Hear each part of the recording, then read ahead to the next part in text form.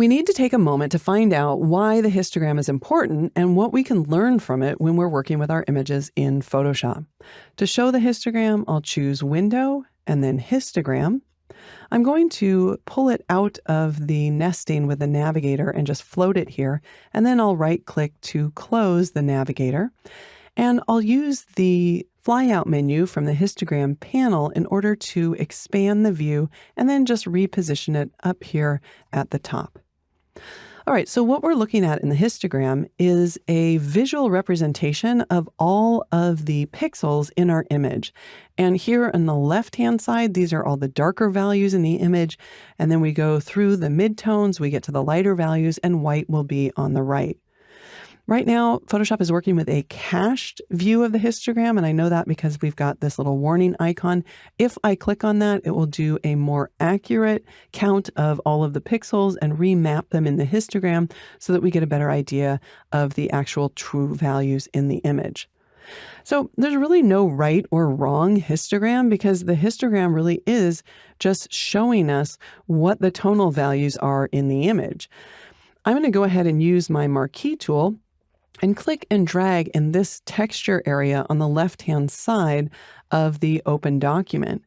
Now, we would consider this to be high key, and so the histogram is going to appear on the right-hand side because all of the lighter values appear over to the right. So it's not a good or bad histogram. It's a histogram that accurately reflects those lighter values.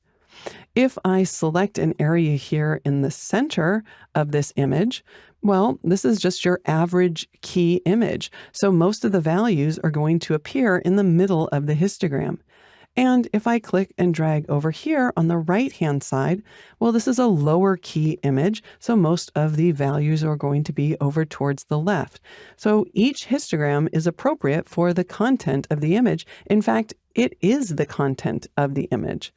So let's close this image and let's take a look at these next three images that I have in the same document. So I'm going to select the first area over here on the left. Now, when I look at the histogram now, we can see there's a spike on the left-hand side. Let's go ahead and update this cache to make sure that we're seeing it accurately.